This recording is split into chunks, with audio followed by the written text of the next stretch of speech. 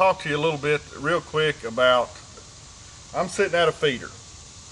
Now, I'm on a small property right now doing some control work, and I'm already went over 30 coons in about 4 days off of these feeders. Now, that should trip some triggers for somebody as far as what they're thinking. And the reason I'm saying that is you don't have an option as a trapper, more or less, unless you own your property, to go out and feed coon off these high protein feeders like this. I'm in deep woods, very little creeks. It's just open hardwoods, big trees, small trees, not a lot of cover. Coon can be absolutely, and they are everywhere.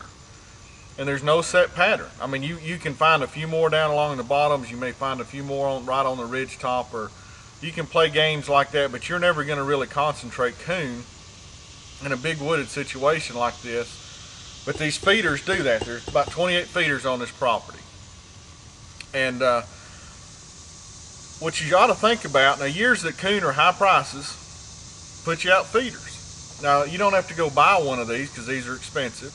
You don't have to run them year round because that would get cost prohibitive.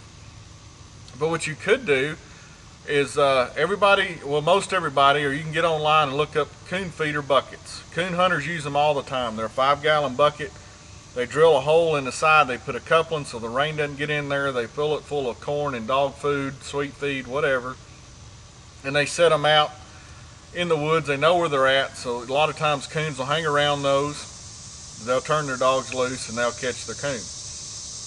Well, a trapper can do the same thing, but if it's legal in your state to pre-bait animals, which in a lot of states that it is, go out with these buckets and set them out. If you're worried about someone seeing them as you're driving around and you see hollow logs, cut them up, or if they're hollow stumps, take them with you and strategically place these things across your line. Because if you're on public ground and everybody's running to the creek and it's open like this, where it's open hardwoods, well then that's fine. Let your competition go to the creek. Let them fight over the few coon, because you're going to have most of the coon.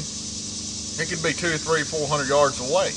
You get in a thick area that you can see trails, and then you start feeding those about 3 weeks before season. It'll take a few days for them to find it. Once one finds it, it's like they go out and they tell all their buddies that the buffet's open and they all come in.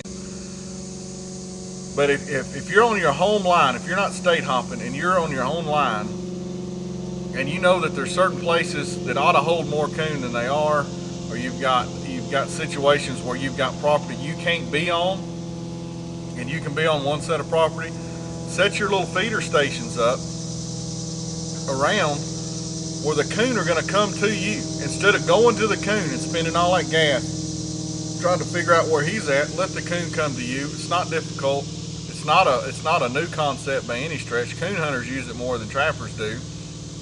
Yes, it's going to cost you some money. A couple of years ago, when coon were bringing $20 and $30 a piece, you could have made an easy, quick $6,000, $10,000 if you would have done that. If you'd have had the coon coming to you, because then you can go in and you've got multiple coon coming. On the trail cam footage, we've got all these feeders have got trail cams on. So when I'm running trap lines on property like this, even after I get traps out, I want to see what is and what's not getting in the traps and what I can do to adjust. But what that shows me is some of these feeders will have an entire family group at one time. Up to 9 coon have been on one of these feeders. Now on a day, if you go in and you set heavy enough on your buckets, you catch half of those coon at 3 or 4 feeding stations. You haven't went that far and you've had a really good day. So something to think about. Make your feeders, and they can be anything. Like I said, they can be buckets, hollow logs. Take fence post, dig you a hole down in the ground about as deep as you can get it, fill it up full of feed, get a hollowed out spot and put a 2x4 where the coon got to go in it. Just be creative. It's irrelevant. Just get them food. You know, a good one to start them with is corn, of course. Sweet feed's a little cheaper right now, plus it has the molasses in it. Start winging them off of the grain, going to the dog food slowly, and they'll be coming and coming and coming. And those feeders, you know, in a lot of places can produce several dozen coon for you if you take the time and the initiative to go out and do it. That's the thing. You've got to take the time and the initiative. You got to plan for success when it comes to trapping. So if you're wanting to catch your coon, bring them to you. Forget about going to them, and you'll do better.